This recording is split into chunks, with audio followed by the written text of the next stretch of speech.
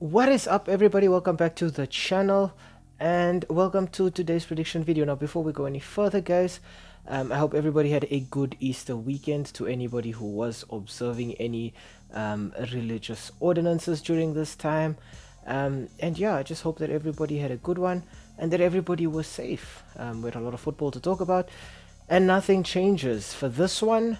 We have a massive Premier League clash taking place on the 4th of April, that is this coming Thursday, at Stamford Bridge, as Chelsea host Manchester United.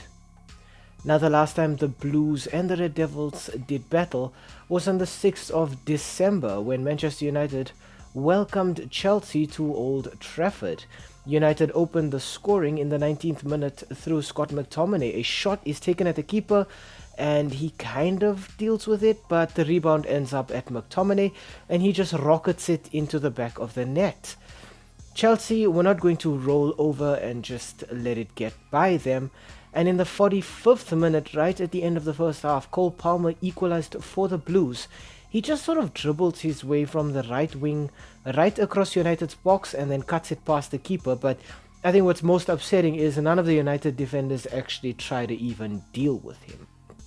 However, United did wrap up the points in the 69th minute when Scott McTominay struck once again, this time a header, blasting it past the keeper after a cross is played in from the left wing. And that's just how it ended, 2-1 to Manchester United on the day. Chelsea feeling super disappointed, but understandably so coming into this one under new coach Pochettino. But for Manchester United, they knew they could have done much better.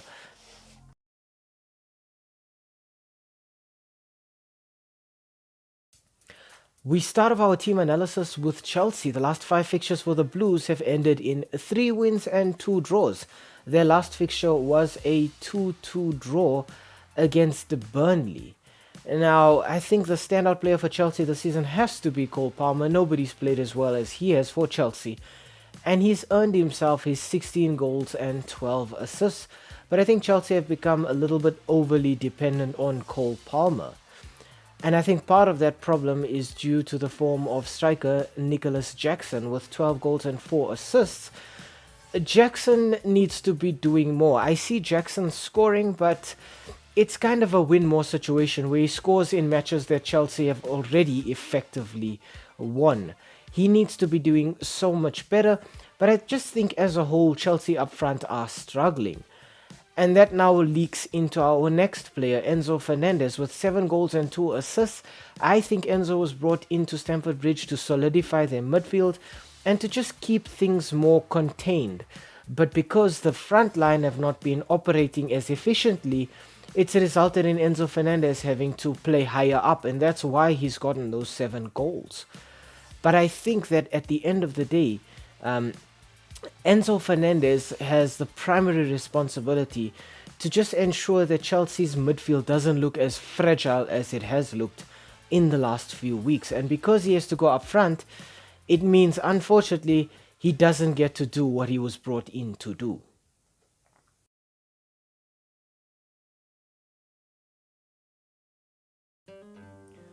Next up, we look at Manchester United. Now, the last 5 fixtures for the Red Devils have ended in 3 wins, 1 draw and 1 loss. Their last match was a 1-1 draw away at Brentford in the Premier League.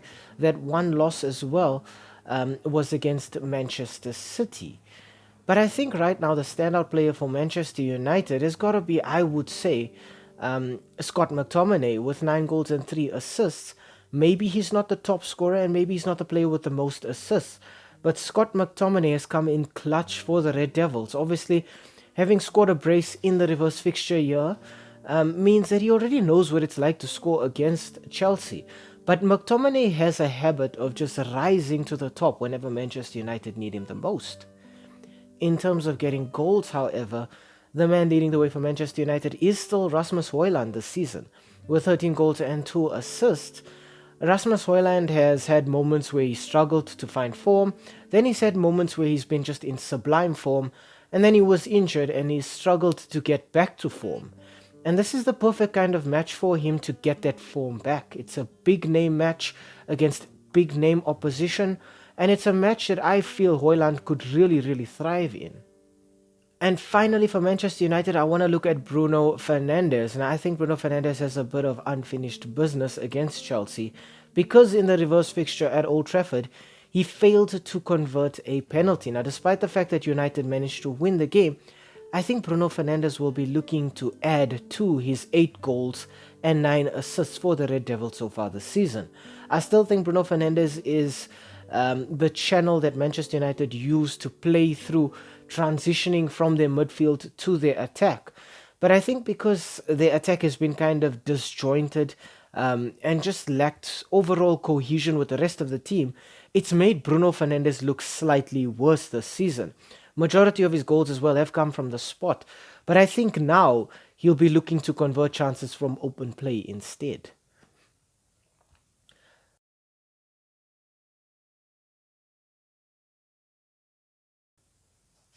Okay, finally we look at the head-to-head between these two sides and the S3M2 Verdict. Now, in terms of direct head-to-head clashes, the last 5 fixtures between Manchester United and Chelsea have ended in 2 wins for Manchester United and 3 draws. So already it feels kind of like the deck is stacked heavily against Chelsea. When we look at those 2 Manchester United wins, however, both have come at Old Trafford. And this match is being played at Stamford Bridge. And that's where majority of the draws have taken place. So already it looks like it's gonna be a tight fixture. When we compare league positions between these two sides, it's just 8 points separating them, as Manchester United find themselves 6th with 48 points, while Chelsea find themselves 11th with 40 points. I think Chelsea have already resigned themselves to the fact that they will not be playing in Europe next season, and that is okay. This season has been all about rebuilding the squad and just getting them to a point where the team can actually function again. Whereas for Manchester United, they're still chasing those top 4 spots. However, when we look at goal mouth action for these teams, in the last 5 fixtures, Chelsea have scored 14 goals, which is great. It's almost 3 goals a game. But they've conceded 10. And that is exactly 2 goals each game. Chelsea have not been able to keep a clean sheet in those last 5 matches. When we look at Manchester United's goal mouth action, they have scored 9 in their last 5 but conceded 7. This means United have actually managed to score in all of their last 5 games, and they've managed to keep 2 clean sheets. But when they concede quite a few. I think already when we look at that, Chelsea's leaky defense and Manchester United's front line kind of finding themselves on target once again, I think we're promised goal mouth action here.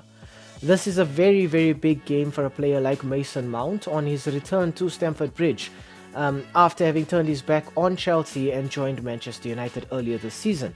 It has not gone according to plan for Mason Mount, and I think perhaps in the start of the season, I would have thought that maybe he'd be one of the top 3 players for Manchester United that we talk about going into this one.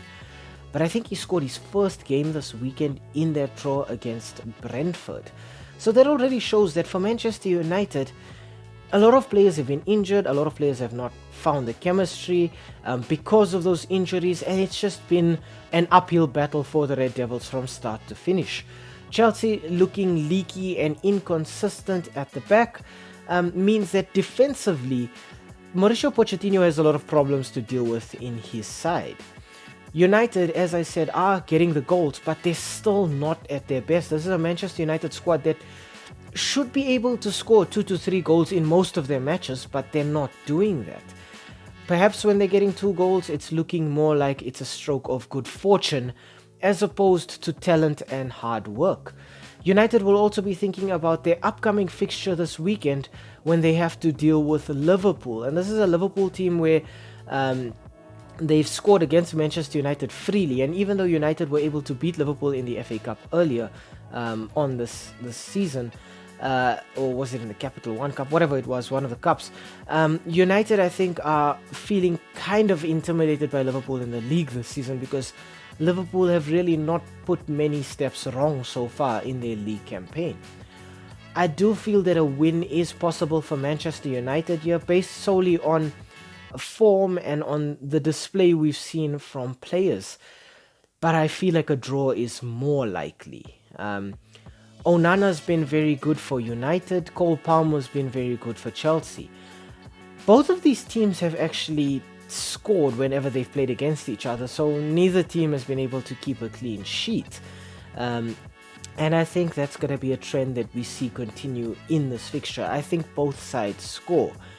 And while I said that it is possible for United to win, I do stand by what I said about a draw being more likely. I think both sides will just go at each other. Obviously, this being at Stamford Bridge means Chelsea have mentally and psychologically a home ground advantage. I think also the influence of Cole Palmer on this Chelsea squad has been nothing short of staggering. They've become so dependent on him, and he has really not actually been crushed by that pressure. If anything, he's thrived under it. But when you look at Manchester United, players who've been under pressure have struggled to perform. And that's why players like McTominay have had to come off the bench and score off the bench in these games where United are struggling to get results. But I think this is really just a match where the two end up scoring but end up conceding and then just overall end up cancelling each other out. I think also for Manchester United, they'll be looking at this and thinking they can pick up points here. Realistically, it is possible for them to pick up points. But I think they'll be more concerned about dropping points against Liverpool later on in the week. And that is why I think our final score here is actually going to be a 2-2 draw. I think both sides score, both sides concede, and both sides cancel each other out. But neither side is able to do just enough to wrap up all 3 points at Stamford Bridge.